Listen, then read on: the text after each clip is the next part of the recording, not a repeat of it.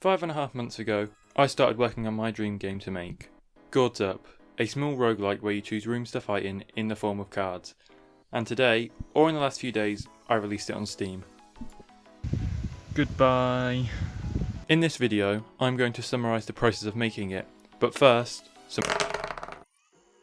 Early last year, I released my first game, High Stakes. It is a game where you choose cards to go into rooms and fight enemies. Hang on, that sounds familiar. Yeah, my Steam game is based on this. The core concept of the game was good, however I felt like the execution of the game was lacking, and so having more experience I thought I would remake the game, avoiding all the mistakes of the original. Like, just look at this. But you can't have an indie game that is unable to be described as X with parts of Y. So as for my Y, this is Gourds Up. Yes, another game called Gourds Up. This one, however, was an overscoped mess that had pumpkins and mushrooms. And I liked the theme of the game, so I took the core gameplay idea of High Stakes and blended it into the theme of the shitty original Gourds Up. As all great games do, I started with some player movement, and made the basics of the main mechanics of my game, being weapons and card selection. I then started making the first area, which is the mushroom forest, where all the enemies were mushrooms. And then I started making the second area, which was a dungeon, and the two enemies for it were bananas and pineapples. Why did I start making the second area so soon? So that I could start working on proper run progression, and so that I could make a vertical slice of the game. I then made a shop, and had to make a big decision about what I wanted the UI design of the game to be. At first, I wanted to make this weird green look, but then I realised it was quite ugly. I then thought, since the game was going to be themed around a farm, a DIY wooden plank look for all the UIs would fit.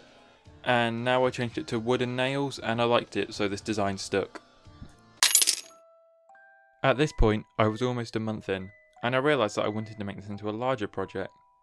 So I started to question all the parts of my game, those being the fact that you can only hold one weapon at once, and also that having the shop was the only way to get those weapons. So what I did is I made a chest room where you can get one random weapon for free, and I also made a small inventory where you can hold 3 different weapons at once. I also gave them all individual ammos. This does get changed and altered so many different times during the development of this game, however, but I do eventually settle back on individual ammo for each weapon. Soon after that I started making an upgrade system, where after clearing a set of cards you get given 3 upgrades to choose from. I also had it be themed around cards and had a packet that opens inspired by the pack opening in Garden Warfare 2. I also wanted these upgrades to be different from each other so that you can't get 2 that feel the same in one run. And then, for the biggest thing that I changed during the development of my game, is how the player looks, because this is just bad. And my first redesign attempt was even worse. Why did I even consider this good enough to record footage of it? I eventually settled on this design, however, with big eyes and a lantern. I like the character so much, I turned it into clay, and it will be forced to sit on my shelves for the rest of eternity. I then decided that the game would need some bosses, so I started making the first boss. Oh, and of course I made a mushroom. This was my first time using state machines, however, and I think it went very well.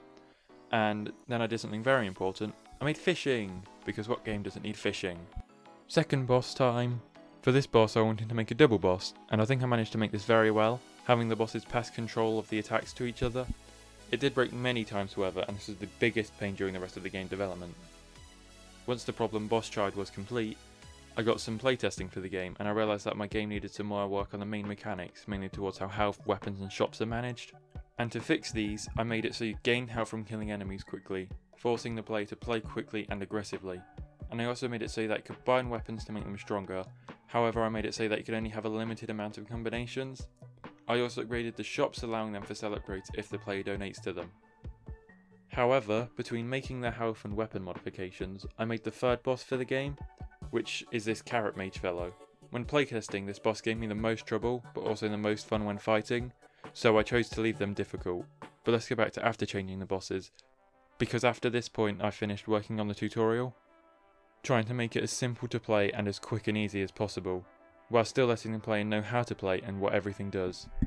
So I got a little bit more playtesting in, asking the Rocky Mullet Man to try out the game, and I got some very valuable feedback, mainly how the mushrooms needed to be more active as they just sat there, so I made them jump. Oh, and also... Ah! Ah! No! And for everything else in the game, you'll have to experience it for yourself when you play it. There's a link into the Steam page in the description. Now that my first commercial indie game is finished, what will I be doing now?